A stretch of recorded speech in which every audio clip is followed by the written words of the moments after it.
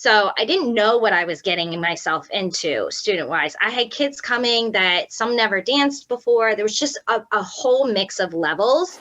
And I didn't know what I wanted my studio to look like. I kind of just jumped into it. And I was like, oh my God, like, I don't know what my values are. I didn't know what I was looking for because I just wanted students in the door. I wanted enough to pay my bills and pay my staff and make sure I was going to get through my first year.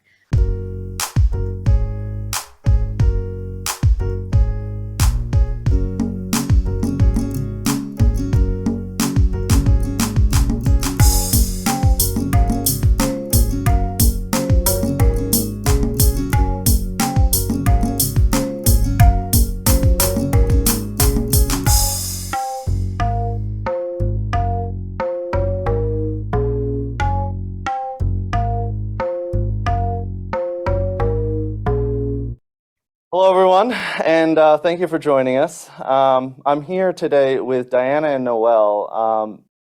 Diana and Noelle are current studio owners, and I went to high school with both of them.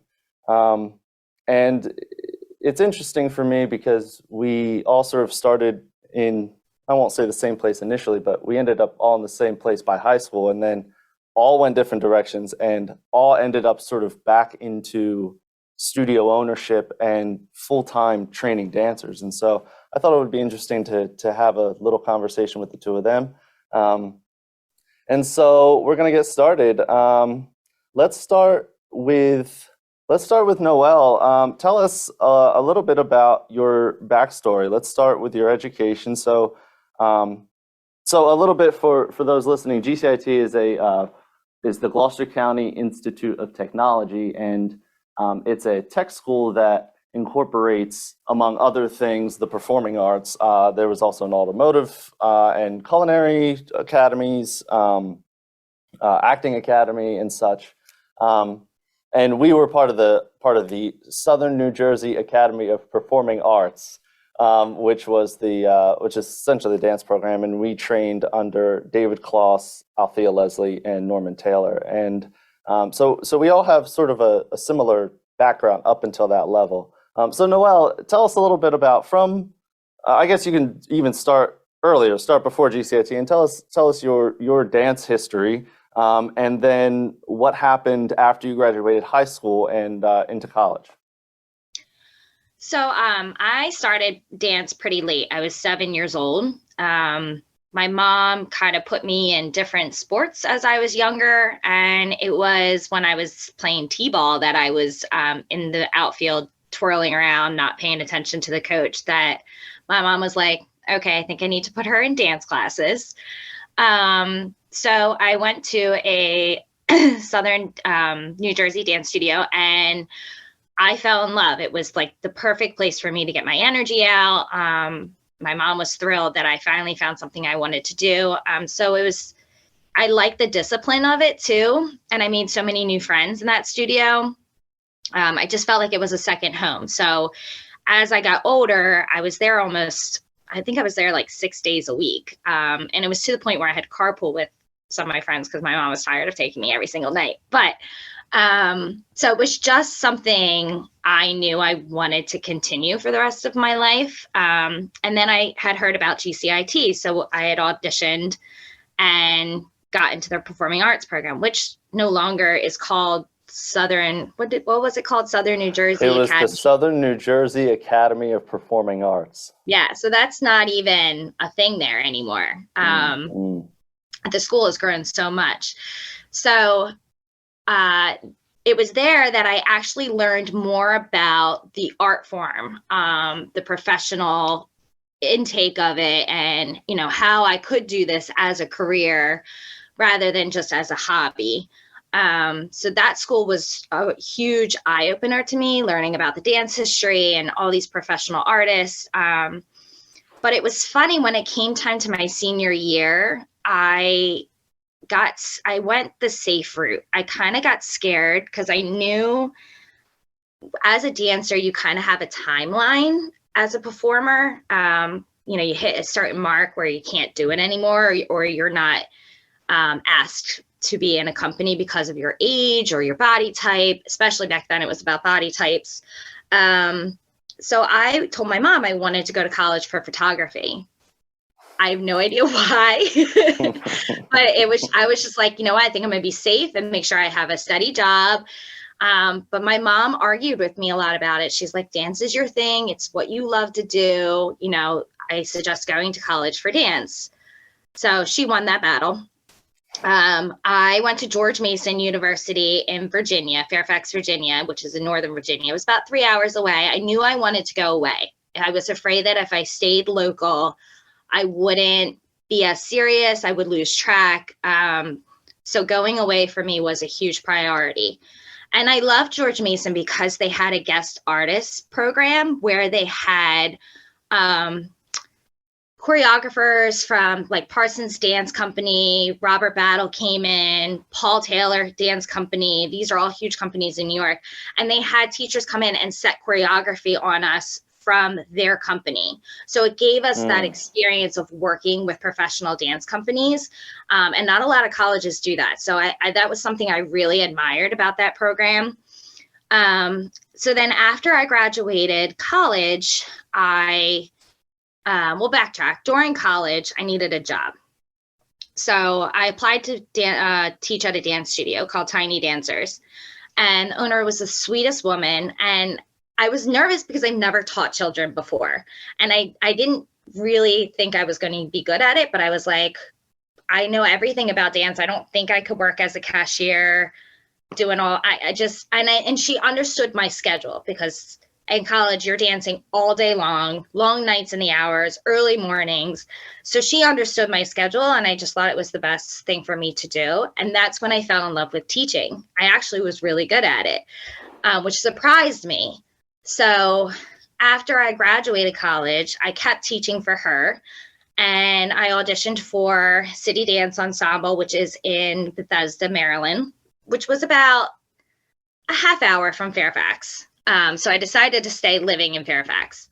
And I was hired as an understudy for their ensemble, which was disappointing at first because you work so hard and you're like expecting a job right away. And that was an eye opener for me because I'm like, okay, I just got an understudy job, but it taught me another lesson. I learned every single part in every single dance.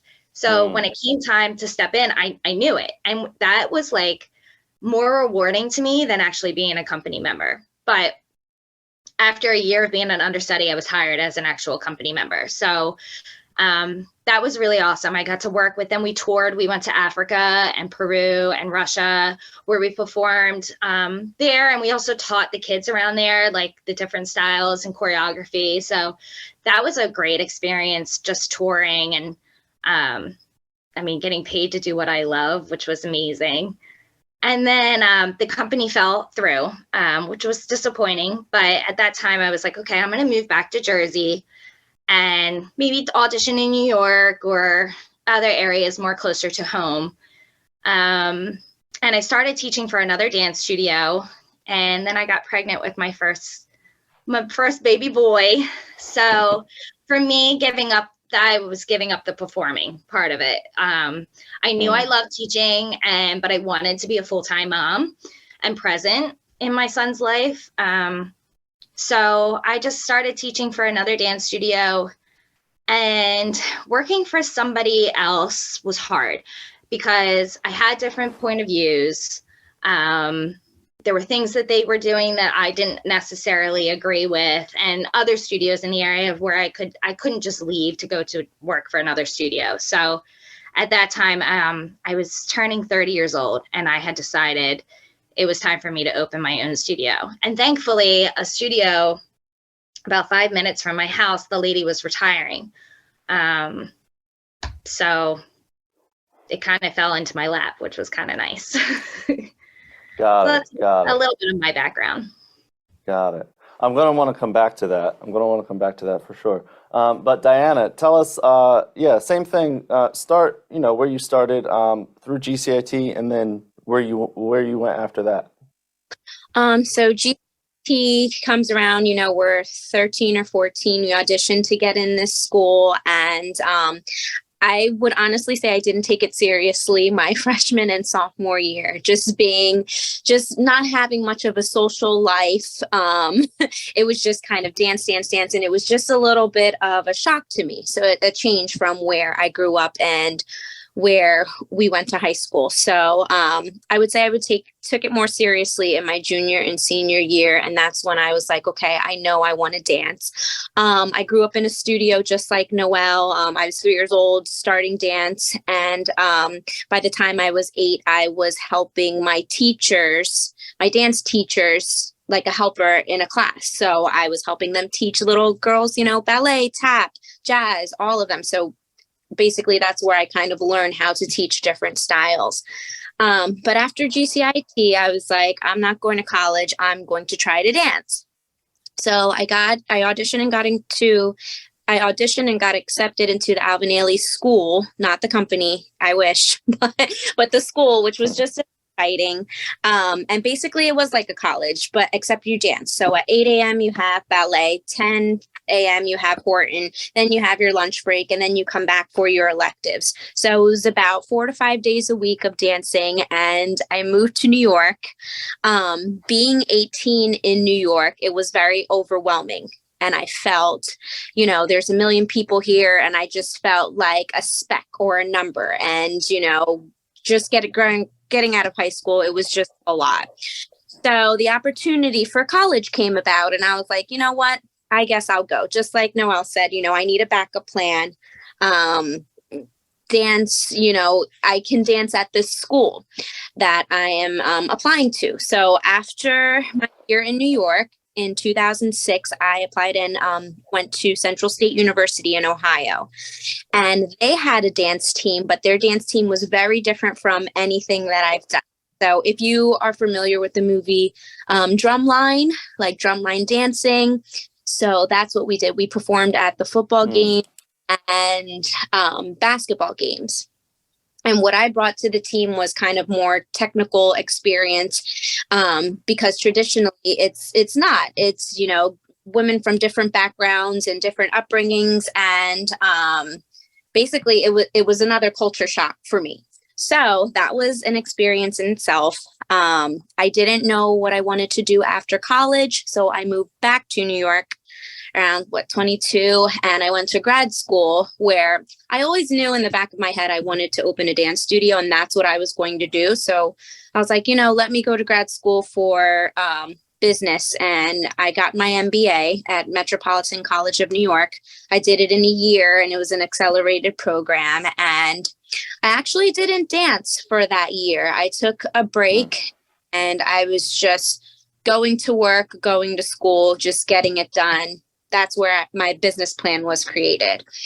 So after New York for the second time, I moved back home, kind of close to home in Lansdowne, Pennsylvania. It's a suburb outside of West Philadelphia, which Jersey and Philly, are close enough. So my parents were in Jersey, and I was living with my sister in outside of Philadelphia.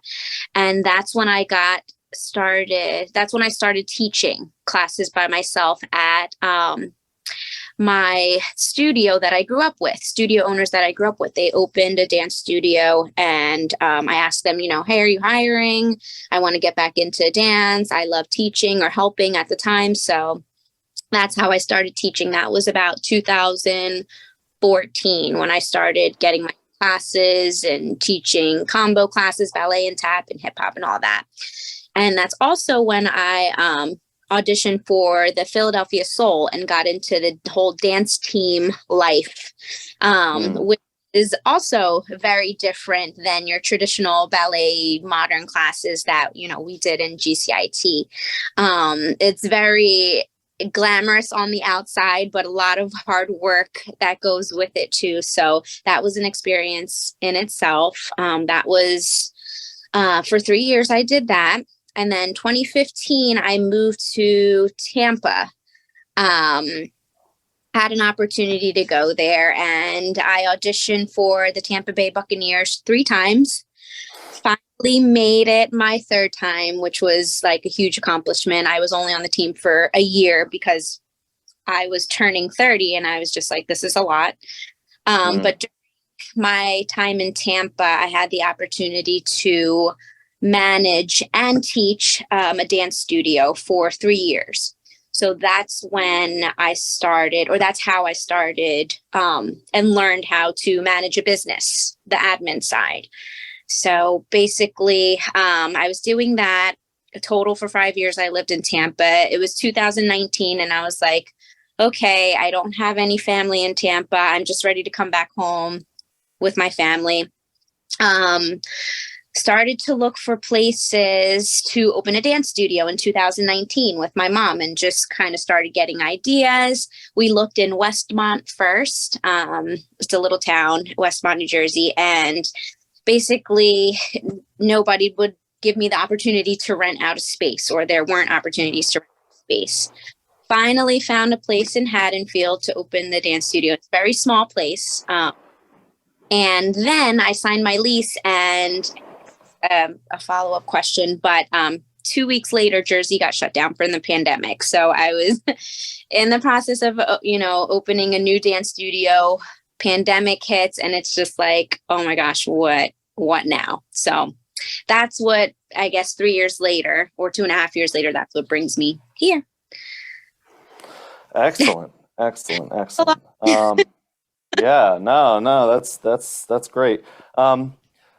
Well, then let's go back to Noelle. So you took over an existing studio. How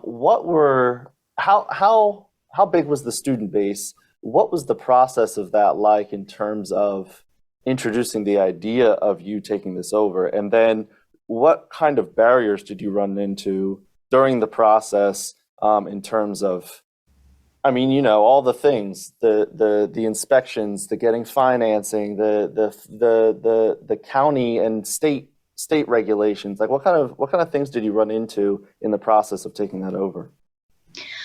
Yeah, so it was actually a very interesting situation for me. I had worked for, the lady's name was Roseanne. Right when I came back to Jersey, she was the first one to hire me. So I worked for her one night a week before I got hired at another bigger studio. And she had a good student base. She was about 300 students at the time when I was working for her. And then fast forward 5 years, I heard she was retiring, and that was when I was ready. So I reached out to her and I said, hey, I don't know what your plan is, but I am interested in taking over the studio. So we had a meeting and we discussed how this all would work, how much she wanted. We basically worked out some sort of payment plan. So I was paying her for about 3 years until the business was officially mine. But what I didn't know, which she wasn't very honest with me about, is that when I was coming into it, she had only had 40 students. A partner of hers had left her and took all of her students and started her own studio 2 miles down the road. So that was why she wanted to retire. She kind of wasn't ready to start all over again, which is totally understandable. So she was going through a difficult time, but I wasn't made completely aware of that situation. So here I'm coming in thinking, I have 300 students to work with. I'm not assuming that all of them would stay, obviously, but come August, when I realized my registration was only with 20 kids, I was freaking out a little bit. So I just kind of, after talking to my mom, was like, okay, I need to now just make this mine, make this what I want it to be. Instead of keeping everything she wanted to do, because she was very old school, which was nothing wrong with that. But, as times change, you kind of have to keep up with it. So I changed the name of the business to Noelle's Dance Academy, and I started promoting it like crazy. Yeah. I wouldn't sleep. I was just trying to get kids through the door. And I had some students who had followed me from a studio I was teaching, but I wasn't that type of person that I was like, hey, I'm opening a new studio, come with me.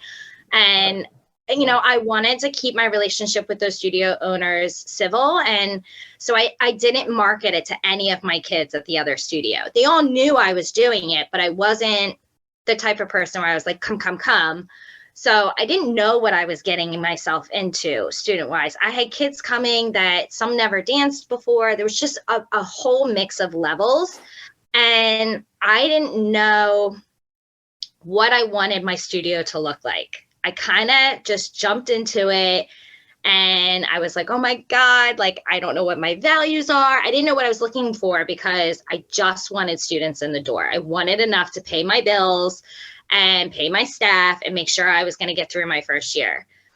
So it was a wake-up call for me. I needed a business plan. And I had one, but it wasn't really, I think it was like, in my mind, like a fake business plan, because it was enough for me to get my registration. It was enough for me to get my license, but it wasn't what I believed in. So I took that first year to really figure that out.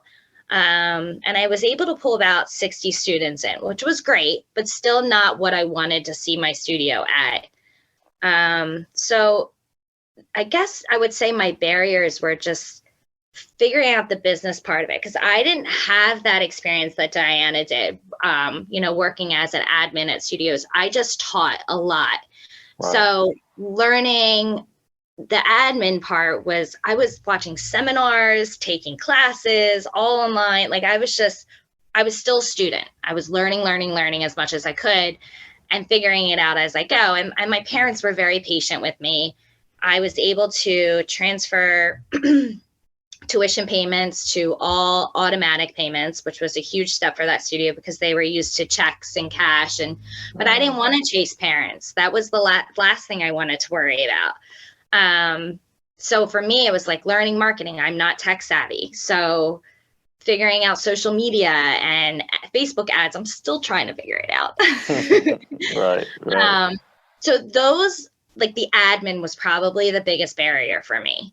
I could teach classes all day long, but when it came time to paperwork and scheduling and payroll, and I was lost. So I'm on my 7th season now, and I feel like I finally have it down, and it's been 7 years and I'm still learning. I just watched another seminar on Monday, and I was like, oh my God, that's a great idea. Now I need to apply it.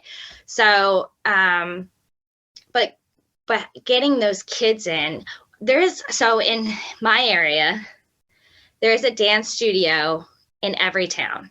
So I have a dance studio 2 miles north of me, 2 miles south of me, 2 miles east, west. There's just so many in my area. Yeah.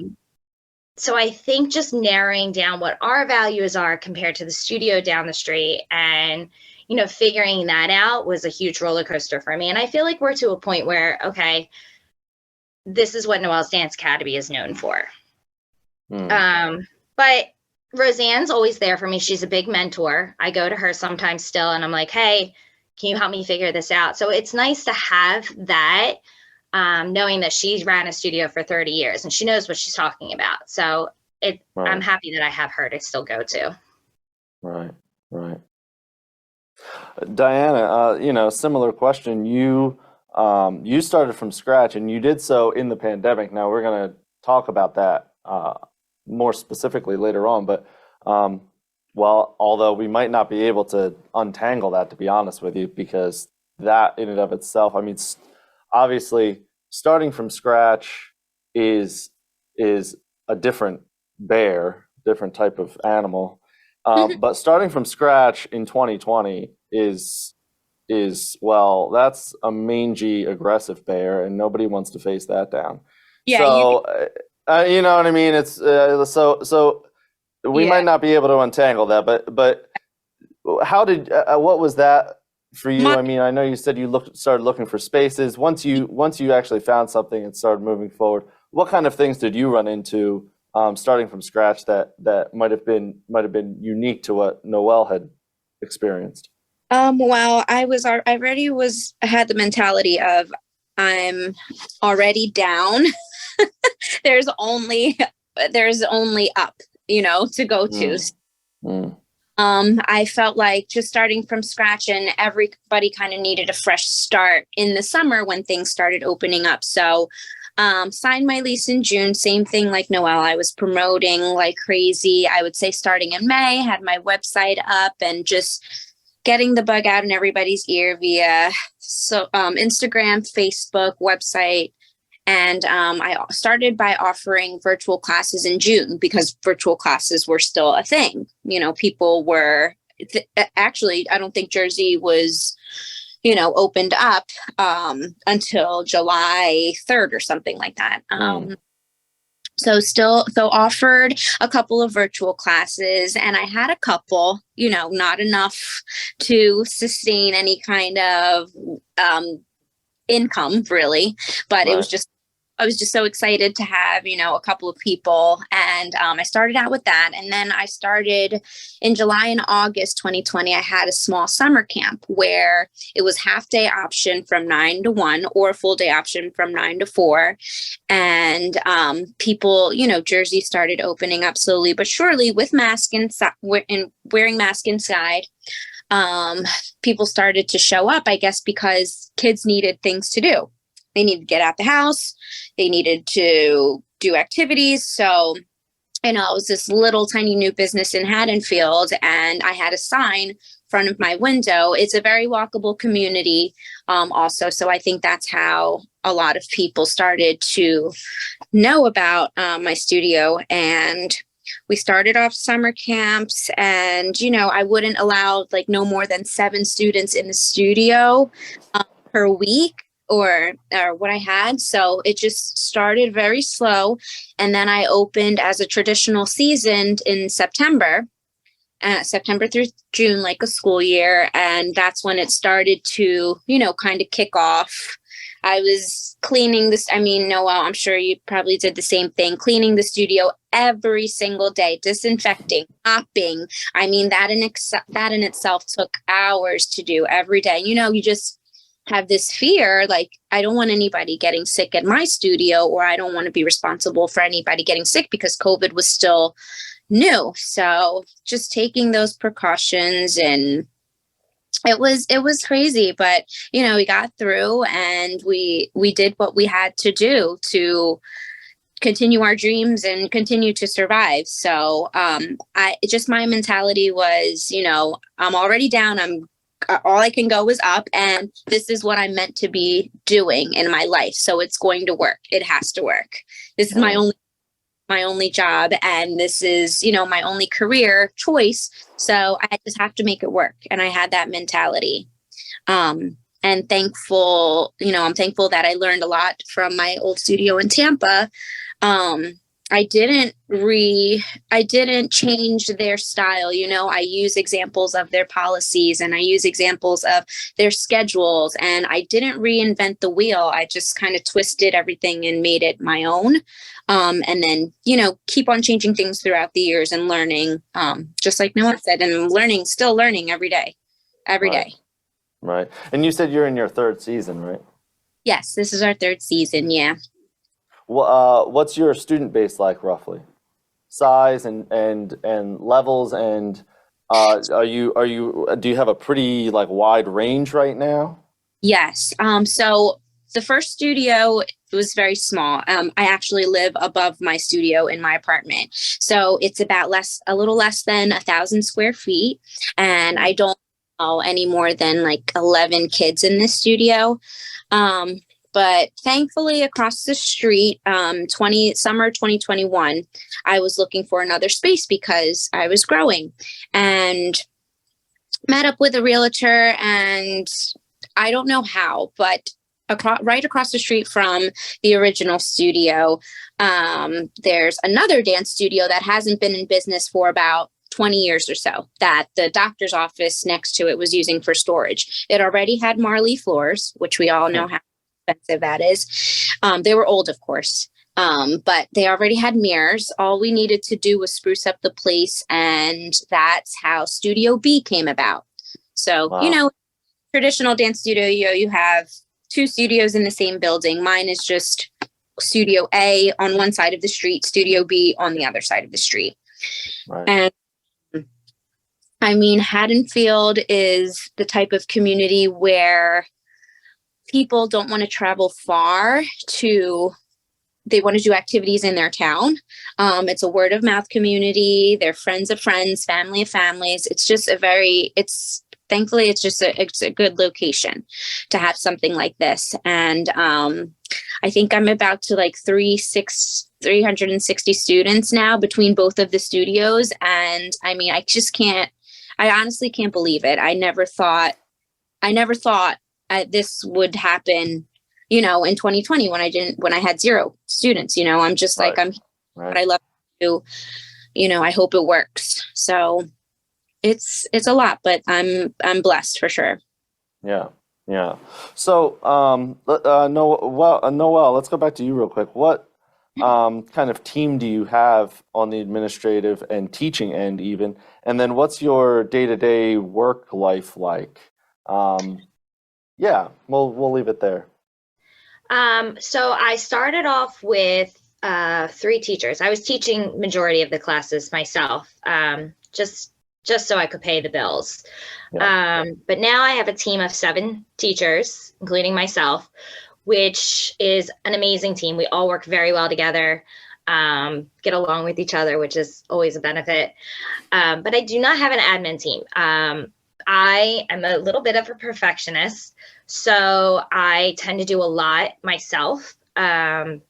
Ads, payroll, emails, everything is kind of done on my end. So before I had Emma, I was, who's 5 months, she's my newest addition to our family.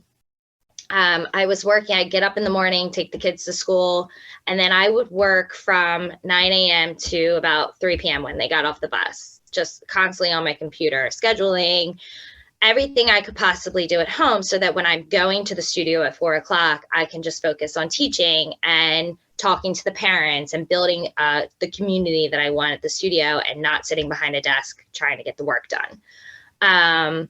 So it's a full-time job on my end, and I'm okay with it right now, although I am discussing with another teacher possibly making partner to take the workload off of my hands. So we would kind of split the jobs. And she's someone I can absolutely trust. She's been with me from day one, so she knows my values and what I expect the business to do going forward. So I think that'll be a huge adjustment for me next year, not having full control. But I also think it'll be helpful because I do have a family of 3 kids and they come first. I don't work on the weekends. I have learned, especially during COVID, is when I started turning off my phone on Saturday and Sundays. I don't look at my emails. I make it a point to spend time with my family on the weekends and respond to whatever my parents need on Monday morning. But that was an adjustment for me. I kind of wanted to always be like, let me answer them right away. I don't want to lose them. But, I've learned definitely through COVID that, family is important to me. So my staff is great. They're willing to do anything I need them to do, want them to do. They jump in. They're there with me all day at recital, doing whatever I need them to do, which was hard for me at first because I, again, wanted to do everything myself. And I'm really learning to be like dictating jobs, which is very difficult for me to do. But it's also very helpful because I can't be in 20 places at once. So yeah, I hope that answered your question. It does, and I totally get it. We're sort of in the same boat in terms of, especially me personally, needing to let other people do things, and I think part of the problem is that gets reinforced when you do ask someone to do something, and then you just have to go back and fix it yourself anyway. And it's like, okay, well, we just wasted both of our times, and so now it's like, okay, well. Do I really need to give other people jobs? Because Yeah, but absolutely. but the answer is yes, because you also can't grow past a certain point. It doesn't scale past a certain point if you're the only one doing the work. So yeah, I totally get that. That's a tough thing to overcome. Diana, what about you in terms of your day-to-day and your staff in terms of admin and or teaching staff? Same thing. I was the only teacher and admin my first year. I think it was like just something crazy, 28 or 30 classes a week that I was teaching. just trying to get students in, and, I couldn't afford another teacher. Right. But right now we have a staff of 8, and I've, just like Noelle, I'm still doing the admin work myself because I am a perfectionist. I know how I want things done. I know when I want things done. I don't like asking people for help, especially like you said, if they're not going to do it the way I like it. So that's kind of hard for me to let go. But I am teaching 6 days a week, and still, yep, just like the same thing. I would say about like 11 to 3 p.m. I'm on the computer doing errands. Since we're nighttime employees, we have to do our personal things during the day too, go to the doctor, run our personal errands too. So probably, yeah, about 11 to 3, I'm on the computer doing those things. And then at night, just teaching. I tried to scale back this season by teaching 1 class on Monday, and that's a big help. I mean, like, that was a milestone. But hopefully, I have the weekends off one day, and Right. I'm just trying to, I guess, give more classes away. My passion is the teaching part. So it's hard for me to give up the fun classes or the classes that I genuinely love to teach. But, we're getting older. My body is starting to take a little bit of toll, even like standing up, getting up from the floor constantly you just have to think things, and you have to listen to your body. So, hopefully I have the weekends off sooner rather than later. But it's a 24/7 job for me. I'm still answering emails on the weekends, even though, my family and friends and boyfriend tell me not to. But I'm just like, my phone's right here. I have to answer this email, and I don't have to. They can wait until Monday. But it's hard for me to let go too. I'm with you on that also, as I pretty much, I work if I'm not sleeping, and that's and I could, and part of it is things like I could edit video 12 hours a day and never catch up, like, and that's just content. That's not any of the other marketing stuff or admin stuff that we're doing. So it's like, I mean, fortunately, I do have, my fiance Becca does a lot of the admin stuff. And so she typically manages parents, like she manages the email account ultimately, and I do I do pretty much all the content and marketing stuff. But I'm with you where it's like, especially when we started off, it was like, I want to teach. Yeah. Like, I don't want to do all, like, that's I'm in it for the teaching, and and don't get me wrong, I actually do enjoy the business stuff also. And I imagine it was an advantage for you, Diana, going in with the mindset of understanding what the business end was going to be like, at least up to a certain point. And so I imagine that was helpful. But I know for me, it was like, it took me several years to like figure out that how to do both and how to manage being able to do both effectively. I'm still trying to figure it out. Well, I mean, yeah, that's the thing, is you both mentioned still learning, and that is absolutely the case. I also feel like I'm still trying to figure that out. Yeah, absolutely. I mean, I guess any advice I would say, because I've worked, in a studio in Tampa, honestly, I was hired as the office manager and the teacher. So I had set hours, maybe like 4 or 5 hours a day, where I would just do admin work and then go to my classes to teach.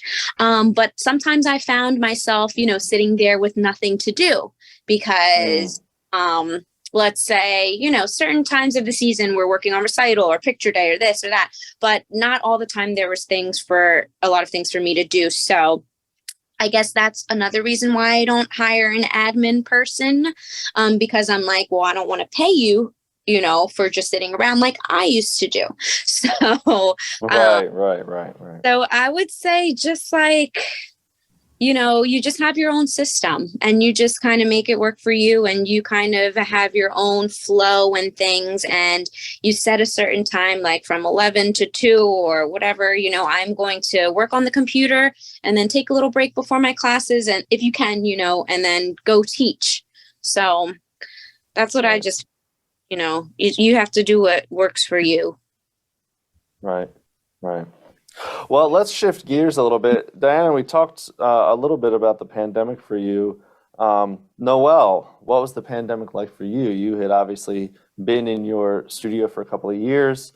You had built a student base, presumably, and then we got crushed in spring of 2020 and had to make, obviously, a lot of adjustments. I know for us, we were fortunate that almost all of our students stuck with us throughout our time virtual, which was surprising to us, but also indicative of the type of student body that we have, like the types of people that are involved, which was good to learn. What was that for you, starting obviously spring of 2020? Yeah, so when the news came that, we'd have to be shut down for 2 weeks, we hadn't had spring break yet. So I was like, okay, we'll pull spring break and we'll just have classes during spring break when we come back. And then I also include 1 snow day per class in everyone's tuition. So I was like, okay, now we're going to take that week of snow days. And so we didn't do anything for those 2 weeks because I assumed we would be back in the studio after 2 weeks. So then when the news came that we would be shut down a lot longer, the staff and I decided, okay, we're going to take 20% off of tuition and we're going to do video recording. So we would come to the studio during our normal hours and we would record ourselves teaching class and then send it to the kids. So we did that for about a month, and I was realizing that none of the kids were watching the videos. So I'm like, okay, because I was really, really trying to avoid Zoom. Right. So after I was like, okay, none of these kids are watching the videos. And in my head, I'm like, we're still going to have a recital. So I still need them to know their routines. So we gave in like everybody else and did Zoom, and I still offered it with the 20% discount off of tuition, and everybody stayed. I think I lost maybe 5 students after. It was like, and for my mission is just, it's about the community at the studio, building trust, building a family, building a second home. So these kids wanted to see each other on Zoom. They wanted to, even if we weren't, like, there were times where I just would get on and read them a story about dance, or we would play charades, or we would play a game, and not necessarily dance all the time, but to them it was, okay, I'm talking to somebody. I'm not, stuck at home, not talking to anybody. So we did a lot of fun stuff on Zoom to get the kids on, but we also kept working on our routines, and we would teach choreography. And I know it was frustrating on both ends. Like, Wi-Fi was terrible. People would freeze. I mean, I know my staff was getting really frustrated. I don't have any space in my house. I live in this little townhome, and, my kids have stuff everywhere. So finding space was difficult because I didn't have Wi-Fi at the studio either. So I couldn't go to the studio and teach the Zoom classes. So it was a challenge. But I had decided to safely still hold a recital when no other studio in the area did. I had each class come into the studio in a mask. We decorated the whole studio. We had balloons everywhere and streamers, and the kids had to wait outside, and then it was their time to come in. We recorded them doing their dance in the studio, and then we sent them back out. And we kind of had this system where they were in and out. It was just the kids and just one teacher at a time. And they still were able to perform in their costumes, get dolled up. So it was we made it a whole day. And I think our theme was movies at the time. And I had a food truck come, and it was nice because it was on a Saturday, and our studios in a shopping center. So not a lot of those businesses were open on Saturday, which is odd, but So we had the whole parking lot to ourselves, and it was just really nice to come together as a community after being on Zoom for so long. So then we put these videos together to make one long recital movie, and we met at a park, and I got a projection screen and a projector, actually from Andrew. Oh, nice. And we had a watch party. We got popcorn and we watched the recital together because nobody could really see their dances. The parents weren't allowed in the building to watch their dances. So this was the first time they were actually seeing the recital put together, it was really nice. I mean, it was different, but it kind of made it all worth it. And we came together closer because of it. And I still have all those kids with me now, which is, so we it's funny to go back and laugh about it. And then September of 2021, we opened back up. We did masks for about a half a year. We, boxed 6 feet apart boxes. So the students could, like Diana said, cleaning every single night. It just became a routine until we were able to take those masks off. And now we just follow the school policy. It's, in my mind, we're just living with it like we do with the flu. But we got through, and I think because of it, like I said, it brought us closer together as a community.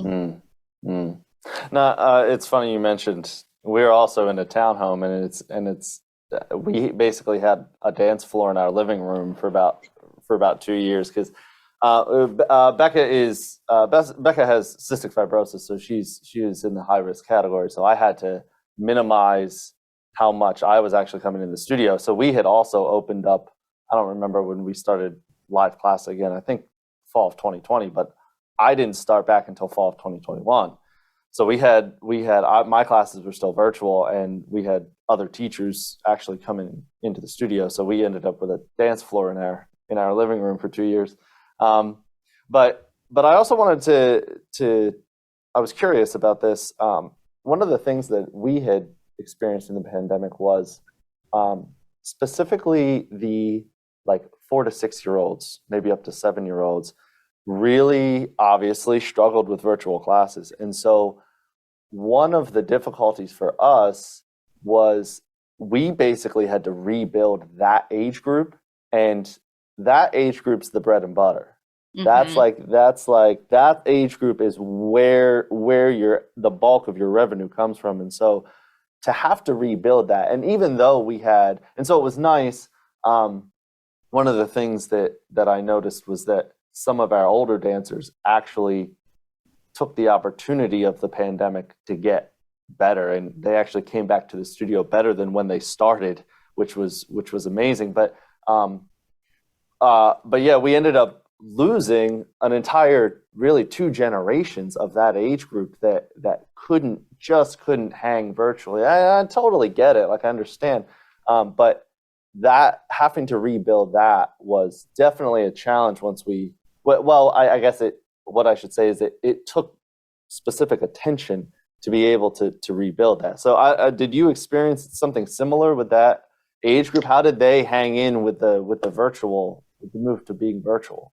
So that age group is my favorite. I actually enjoy teaching them more than I enjoy teaching the older girls. So I was the only one doing the Zoom classes with them. So like I said before, I would email the parents or post on social media, hey, it's theme week. Let's dress like a Disney character. So we would get on Zoom and we would talk about our favorite Disney character. And then we do a little dancing, and then we would play a game. I would say, go find me something in your house that's the color yellow. And they would run around and go find something. So just keeping them engaged. Right. So it wasn't strictly dance and technique, because that's boring to them. That they're thinking they're watching the TV and a cartoon's going to come on. So just keeping them involved and giggling with each other was more important to me than making sure that they knew their dance steps. Because like I said, it's more about community at our studio than providing or growing the best dancer that could be. Even now I make sure I play a game at the end of class because they look forward to that. They work hard to get to that point. So I kept all those kids. They all came back. Biggest hugs ever, which made my day when we were all back in the studio. But I don't think they remember much of it. I mean, my son's 5 now, and he doesn't remember when his preschool would do Zoom stuff like that. I think it just kind of went over their head. Yeah. I think they were just so excited to come back to the studio and dance and be around people. So I didn't have that much of a problem getting those kids back in. It was actually more of the teenagers for me. They got lazy. Yeah. Lazy. They got self-conscious. So, getting them back in was a little difficult, but they're fine now. That's interesting. That age group is my favorite. So. Okay, let's move to one of the more fun things to talk about, which is the parents of dancers. We have likely all dealt with situations that were difficult, and sometimes rightly so. We've had a few situations where parents are upset about things that not necessarily that we did, but maybe that a teacher did or something like that, that they're perfectly justified in why they're upset, but that doesn't make it necessarily easier for us to deal with. And so what are some of the strategies you've used over the years? Let's start with Diana. You've been doing this for about 3 years. What are some of the approaches you've taken with parents for dealing with difficult situations? Personally, again, I have this mantra where you can't take everything personal. And I have to, sometimes take a step back before I reply to their emails or, confront them person to person, face to face, and just take a minute and still come with love and kindness, but still firm on my values and my mission and what I believe in. I also have to, the reality is that my business isn't for everyone. And that's okay. It sucks to lose students, of course. However, overall, you have to have that confidence and believe that you're doing the right thing and you're sticking to your values. And sometimes, your business isn't for everyone, and it's okay. Number one, that can, that helps you with your sanity, which helps the grow and function the way you want it to. So I feel like in order for this business to thrive and for our businesses to thrive, we need to make sure we're okay first. We can't let our parents bully us and, get their way all the time. If there's something you really firmly believe, stick with it, stick with your policies and, rules and regulations, and just always refer to that. But yeah, you just have to really have a mindset where you can't take everything personal. Maybe they're having a bad day. Text and email is not always, relayed in a nice or good way. So, sometimes you have to just take a step back. Sometimes face-to-face conversations are better. So that's what I've learned so far. It's hard, Yeah. Noelle, what about you? Same thing. Yeah, I agree with Diana. It took me a long time. And I have to say it was probably during COVID that I became stronger in replying to parents. I have a big heart. I'm a little bit of a pushover. So I wanted to please everybody and make everybody happy. And I've learned that you're not going to make everybody happy. It's more important to stick to your beliefs in the studio. So that took me a long time, but Diana's right. We're not for everybody, and it's okay. If that student wants to go down the street, because maybe that's where they feel more comfortable. But I do the same thing. I take a day, maybe an hour or something to just, because I would bring it home. I would bring it home and talk and vent to my husband or cry. And this kid left and I thought she loved me. but that's not what it's about. You know, at the end of the day, it's what the parents can afford, and, you know, it's what they envision their child doing. And, you know, I have to be okay with that. And so I'm learning to stick to my guns, and it's made me stronger as a person. It's made my mental health stronger.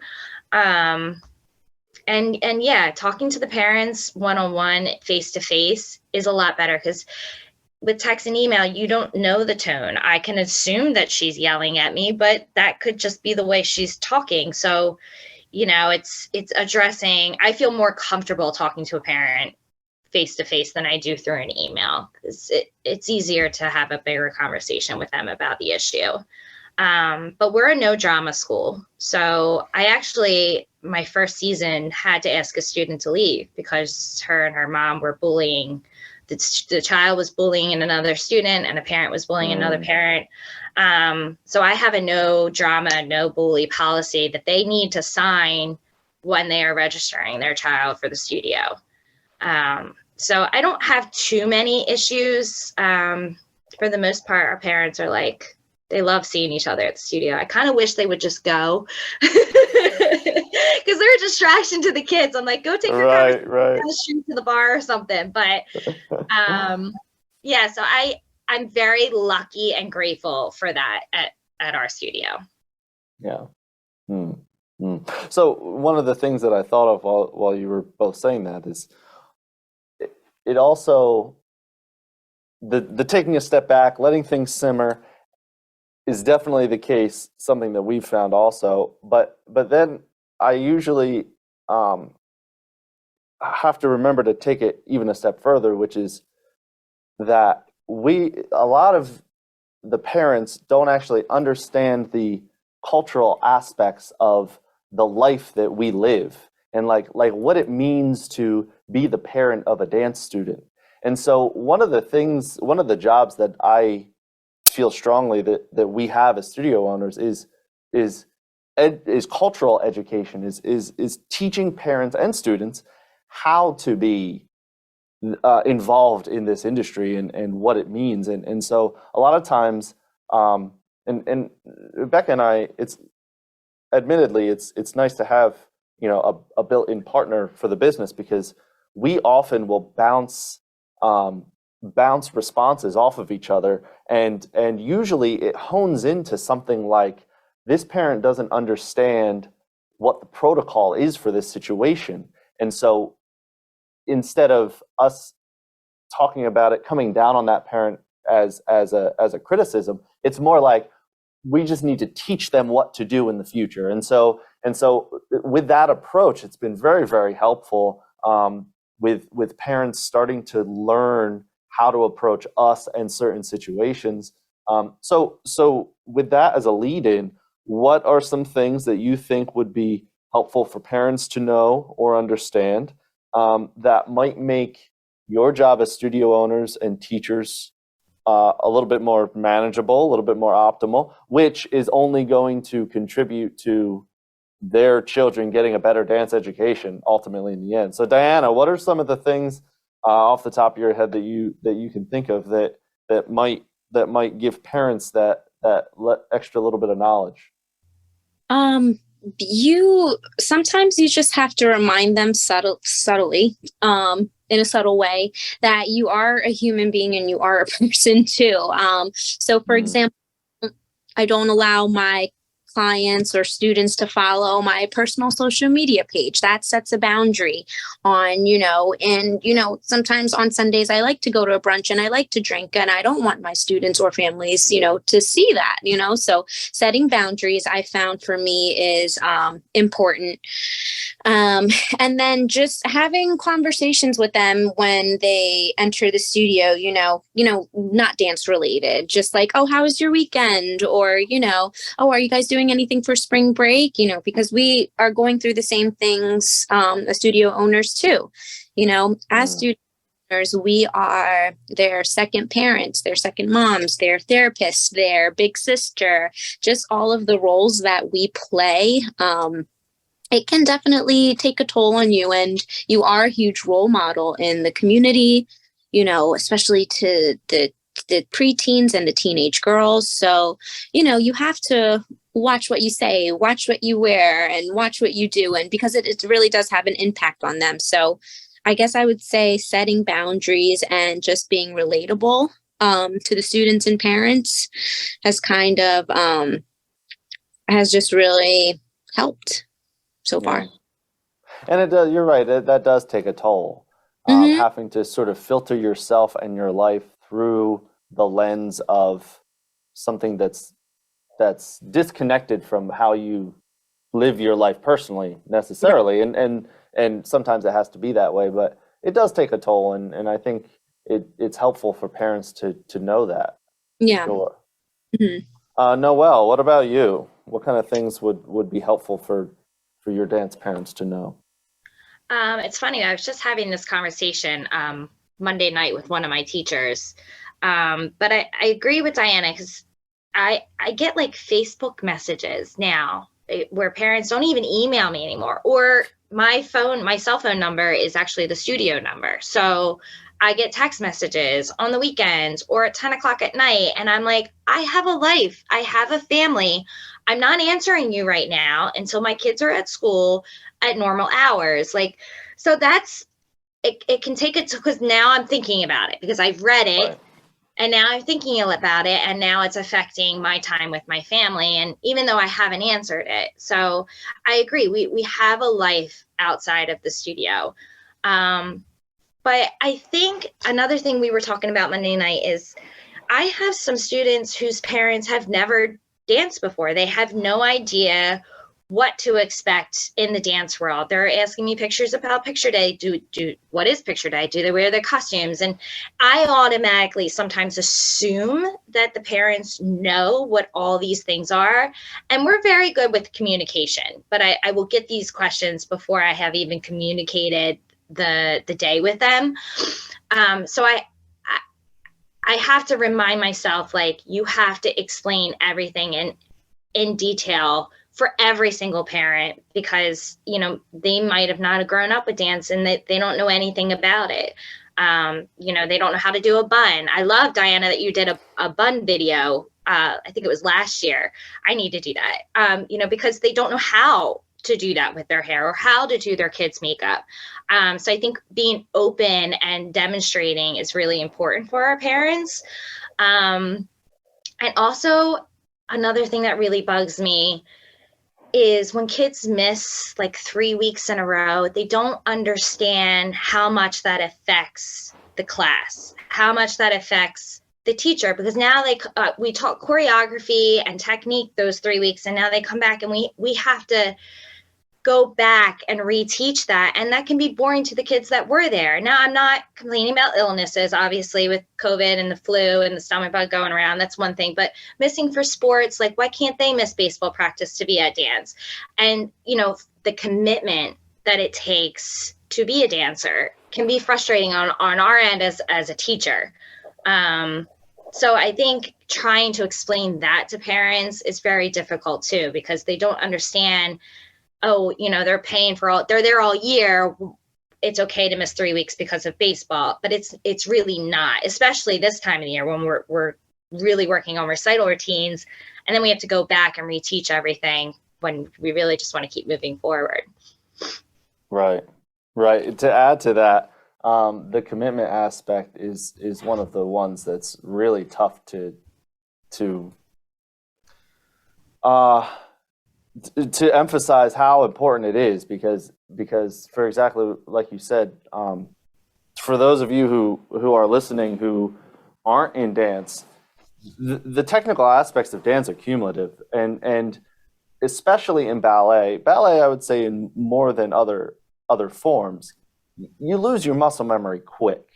It happens very, very fast, and you take 3 weeks off of ballet, and you got to start back at tendus and get your muscle memory back to where it was, and rebuild. You have to rebuild endurance even at that point. So it's not nothing to miss class, and I understand, especially now, way more than when we were in middle and high school. It seems to me that parents are trying to have kids do more and more and more and more all at once. And so the commitments are being subdivided. And so they're not really getting everything out of anything. And that makes, first of all, that makes our jobs difficult as teachers, but we're putting everything into, we're giving full commitment. Now that's what we've decided to do. That's our choice. But at the same time, you're here to learn, right? Like, you're here to get everything you can out of us as teachers, and we're trying to give it. I think that relationship isn't always reciprocal. And so, you know, for parents listening, that idea of committing to classes is really important. And I'm going to add, also, Noelle, you said about communication. This one's one of my favorites because, and I'm sure y'all deal with this, but how many times Becca spends hours crafting emails and the website to answer all of your questions before you've asked them. And she'll send out an email. She's so funny because she has an education after college. She went back to school for design. So she's a graphic designer. So she designs her emails so that all the important information is highlighted. All you got to do is like pop your eyes on it and you can see what's important.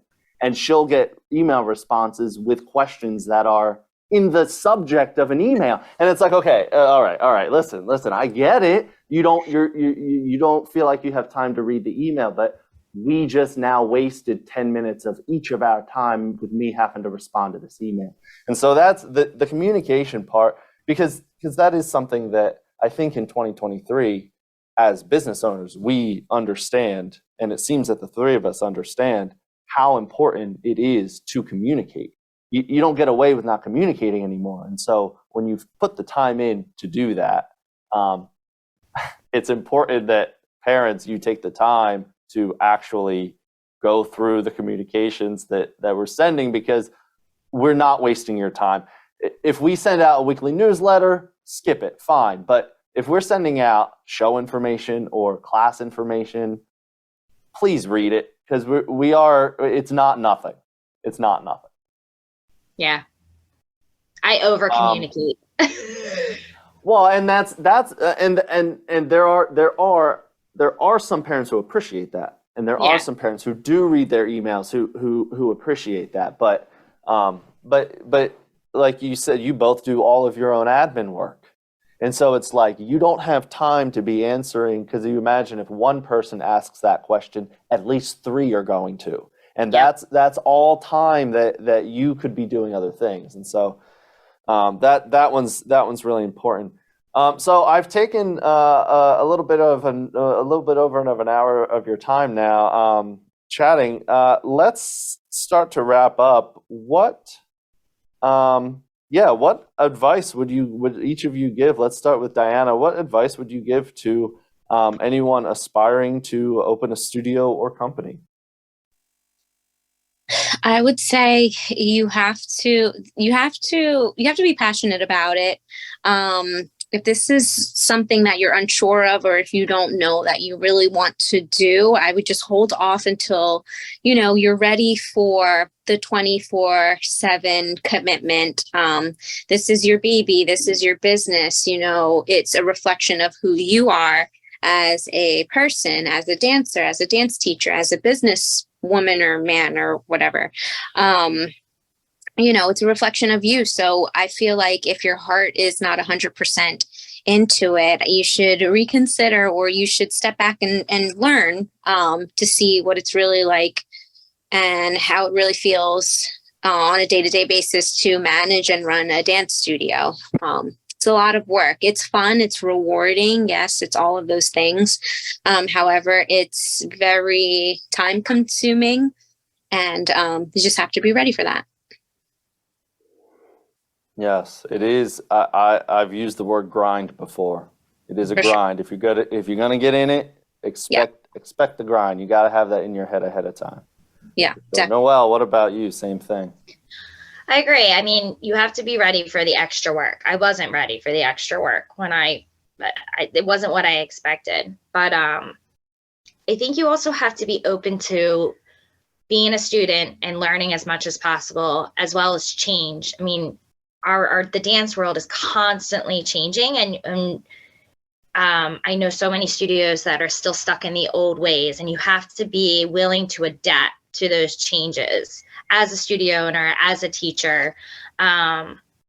So just, I think, preparing yourself for those different aspects of the business will be beneficial to starting your own business with it. I mean, it's definitely been beneficial for me, and it's very rewarding when I have a automated system set up ready to go. I'm like doing a happy dance.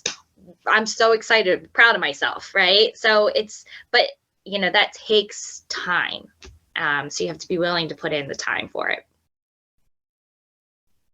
Well, thank you both very, very much for taking the time today to chat. I think that this was important for me. When I started gearing up for season 2, it went through my head to reach out to both of you, and I didn't right away, but I decided that